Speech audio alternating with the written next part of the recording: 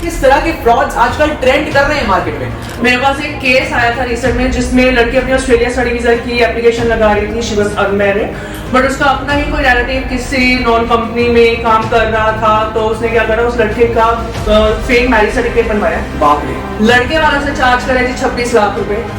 लड़की वालों ने फीस भी लड़की वालों ने पे करी, इंश्योरेंस के पैसे भी लड़की वालों ने पे करे।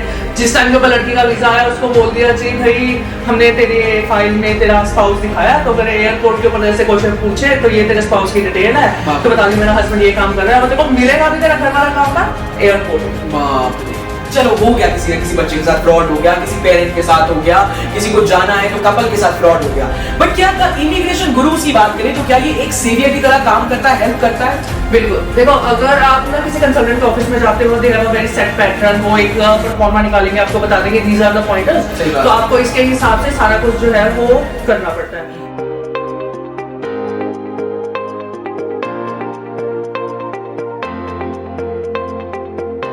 हाय गाइस, 94.5 माय फैमिली में अर्जुन आपके साथ संडे वाइब ऑन है, और आज एक मुलाकात पर मेरे साथ मौजूद है नीरज जी, नहीं बल्कि आज सरप्राइज है, मेरे साथ मौजूद है ज्योति शर्मा। ओहो, तो इमिग्रेशन गुरुज पर मैं बैठी हूँ। हाय ज्योति जी, कैसी हैं आप? बढ़िया दिव्या जी, आप बताओ। मैं बहुत बढ़िया। द ब्लैक ब्यूटी, मतलब मेरे साथ पंजाबी कुड़ी आज सीट शेयर कर रही है, मुझे और क्या चाहिए। तो ज्योति जी, आज हम ना कुछ नेगेटिव पॉइंट्स पर भी बात करेंगे। पॉजिटिव चीजें बहुत बताई हैं हमें धीरज जी ने, लेकिन आज सबसे पहला सवाल ही मेरा आपसे ये रहेगा कि किस तरह के फ्रॉड्स आजकल ट्रेंड कर रहे हैं मार्केट में। देखो जो आजकल सबसे जो बढ़िया फ्रॉड आजकल ट्रेंड कर रहा है वो चल रहा है ट्रांजिट वीजा। ओह, लोग क्या कर रहे हैं कि कोई भी आ गया विजिटर वीजा के लिए, उसको मेजर किसी बड़ी कंट्री में जाना है, लेट्स सपोज उसको ऑस्ट्रेलिया जाना है, उसको बोलेंगे भाई हम तुम्हारा ट्रांजिट वीजा करवा देते हैं। अच्छा। क्लाइंट को तो पता होता नहीं है कि ट्रांजिट वीजा होता क्या है। ट्रांजिट वीजा होता है अगर आप एक कंट्री से दूसरी कंट्री में जा रहे हो, उसके बीच में आपको बाय एयर में कहीं पर स्टे लेना पड़ता है, उसको बोलते हैं ट्रांजिट वीजा। बाप रे। बट लोग उस ट्रांजिट वीजा को कराने के लिए भी 5-5, 10-10 लाख रुपए ले रहे हैं। किसी छोटी कंट्री का वीजा लगवा के दे रहे हैं, उसके अगेंस्ट उसकी टिकट ऐसी कंट्री से करवा देते हैं कि जहाँ पे बच्चे को होल्ड लेना पड़ेगा 3 से 4 घंटे का। अच्छा। वहां पर होल्ड लेने के लिए बच्चे के पास वीजा होना चाहिए, अदरवाइज वो वहां की जो एयरलाइन है उसमें फ्लाई भी नहीं कर पाएगा। तो ये वाला फ्रॉड आजकल काफी ज्यादा ट्रेंड में है, और इसके अलावा और भी बहुत सारे फ्रॉड्स हैं जो आजकल मार्केट में चल रहे हैं। सही बात है, लेकिन ये जो फ्रॉडिये होते हैं, यही कह सकते हैं आजकल, इन्हें यही कह रहे हैं, तो ये फ्रॉड्स जो करते हैं, क्या सबसे ज्यादा आसान इनके लिए बच्चों को पागल बनाना आसान है, या फिर मैं कहूं कि पेरेंट्स को?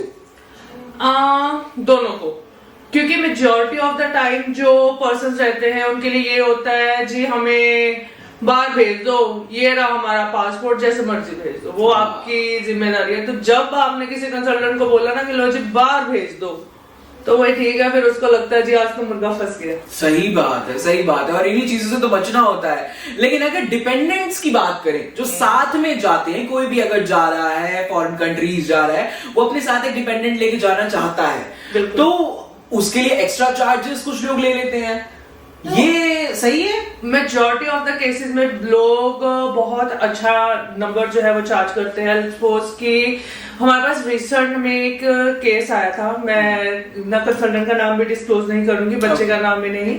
मेरे पास एक केस आया था रिसेंट में जिसमें लड़की अपनी ऑस्ट्रेलिया स्टडी वीजा की एप्लीकेशन लगा रही थी। शी वाज अनमैरिड बट उसका अपना ही कोई रिलेटिव किसी नॉन कंपनी में काम कर रहा था, तो उसने क्या करा, उस लड़के का फेक मैरिज सर्टिफिकेट बनवाया। बाप रे। लड़के वालों से चार्ज करे जी 26 लाख रुपए। लड़की वालों ने फीस भी लड़की वालों ने पे करी, इंश्योरेंस के पैसे भी लड़की वालों ने पे करे। जिस टाइम के ऊपर लड़की का वीजा आया उसको बोल दिया जी भाई हमने तेरे फाइल में तेरा स्पाउस दिखाया, तो अगर एयरपोर्ट के ऊपर ऐसे क्वेश्चन पूछे तो ये तेरे स्पाउस की डिटेल है, तो बता दी मेरा हस्बैंड ये काम कर रहा है, वो तेरे को मिलेगा भी तेरा घर वाला काम पर एयरपोर्ट में। बाप रे। This is the most dangerous thing जो शायद आपके साथ हो सकती है। तो वही चीजों को क्लियरिफाई करने के लिए आज हम नेगेटिव पॉइंट्स पर बात कर रहे हैं। तो ज्योति जी, आज मुझे बताइए कि मेन चार्जेस क्या रहते हैं जिसके लिए एक बंदे को इमिग्रेशन अगर चाहिए तो मतलब इतना पैसा देना चाहिए, उसके अलावा अगर कोई मांग रहा है तो वो नेगेटिव पे जा रहा है। फिर देखो, वैसे तो आजकल एआई का बड़ा जमाना है। अगर आप चैट जीपीटी पे भी डालोगे ना कि मुझे कौन सी कंट्री के लिए जाना है, उसका प्रोसेस क्या है, वो भी आपको बता देगा। सही बात है। मेजोरिटी ऑफ द कंट्रीज में जो बच्चे को पे करना पड़ता है वो पे करना पड़ता है बच्चे की ट्यूशन फीस, इंश्योरेंस की पेमेंट। कुछ में तो ट्यूशन फीस में ही इंक्लूडेड होती है इंश्योरेंस का पैसा, तो वो बीच में नहीं ऐड ऑन होता है। अगर कोई कंट्री लिविंग एक्सपेंस ले रही है, चाहे वो बिफोर वीजा है या आफ्टर वीजा है, वो बच्चे को पे करना पड़ता है। इमिग्रेशन फीस और मेडिकल का एक्सपेंस, ये 4 से 5 पॉइंट्स रहते हैं जहां पर बच्चे का पैसा लगता है। रेस्ट जो है वो इमिग्रेशन वाला जो आपका कंसल्टेंट है उसके ऊपर है, वो आपसे कितने किस चीज के ले रहे। लेने वाले तो आपको ये भी बोल देंगे जी मैंने सीए रिपोर्ट बनवा के दी थी, 10,000 रुपए उसके भी दे दो। सही बात है। तो मतलब लेने के लिए तो बहुत सारे पॉइंटर्स हैं जो वो आपको एम ही दिखाएंगे, और पैसे लेने के लिए आपसे बस मुझे लगता है कि ये पॉइंटर्स दिखा के आपको पागल बना देंगे। तो इन्हीं चीजों से आपको बचना है। लेकिन अभी कुछ देर पहले ज्योति जी हमने बात करी डिपेंडेंट की, है ना। डिपेंडेंट्स जो साथ में जाते हैं, उनके किड्स की अगर बात करें तो उनकी जो स्कूल फीस, एजुकेशन फीस जो रहती है, क्या वो पेड रहती है या फ्री रहती है? देखो, मेजोरिटी ऑफ द कंट्रीज की अगर हम बात करें, हम बात कर लेते हैं ऑस्ट्रेलिया की। ऑस्ट्रेलिया में कुछ इंस्टीट्यूशंस में बच्चे को पे करना पड़ता है। अगर वो गवर्नमेंट इंस्टीट्यूशंस में आप अपने बच्चे को पढ़ाते हो, वहां पे फ्री ऑफ कॉस्ट रहता है। कनाडा में भी बच्चे की जो स्टडी है वो फ्री ऑफ कॉस्ट है। न्यूजीलैंड में फ्री ऑफ कॉस्ट है, पर ये उन बच्चों की फ्री ऑफ कॉस्ट है जिनकी एज अबव 5 इयर्स है और बिलो 16 है। सुपर। मतलब ये डिटेल में तो आपको हर कोई इंफॉर्मेशन नहीं देगा, but we are giving you, Jyoti Sharma is telling you. लेकिन ज्योति जी, आखिरी सवाल मेरा यही रहेगा, चलो हो गया किसी ना किसी बच्चे के साथ फ्रॉड हो गया, किसी पेरेंट के साथ हो गया, किसी को जाना है तो कपल के साथ फ्रॉड हो गया, बट क्या द इमिग्रेशन गुरुज की बात करें तो क्या ये एक सेवियर की तरह काम करता है, हेल्प करता है? बिल्कुल। देखो, अगर आप ना किसी कंसल्टेंट के ऑफिस में जाते हो, they have a very set pattern, वो एक परफॉर्मा निकालेंगे, आपको बता देंगे दीज आर द पॉइंटर्स, तो आपको इसके हिसाब से सारा कुछ जो है वो करना पड़ता है। पर अगर मेरे पास कोई भी बच्चा आता है, मेरे से मिलता है, मेरी टीम से मिलता है, वी हैव गिवन देम मतलब क्लियर इंस्ट्रक्शंस कि अगर आपके पास कोई आ रहा है, आपको एक पेन पेपर लेना है, आपको उसके सामने सारी डिटेल्स लिखना है ताकि आप उनको ये बता पाओ कि आपको नॉलेज कितनी अच्छी है। ठीक है।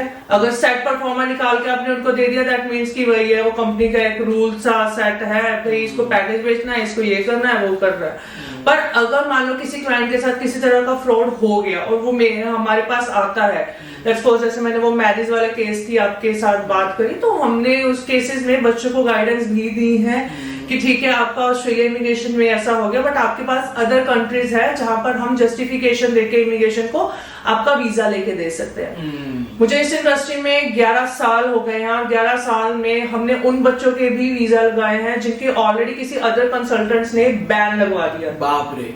तो बैन वाले क्लाइंट का वीजा लेना, उसको एक लीगल स्टेटस में लेके आ पाना भी अपने आप में चैलेंज है।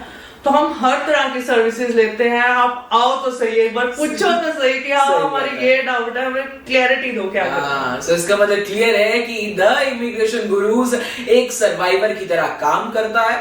वीजा नहीं लगा फिर भी वीजा आपके नाम करता है। तो राइट प्लेस पर आइए, राइट गाइडेंस लीजिए और मिलिए द इमिग्रेशन गुरुज में। धीरज जी हो या ज्योति हो, दोनों ही राइट गाइडेंस, राइट पाथ आपको बताएंगे। Stay connected. चलो अच्छा सुनते हैं।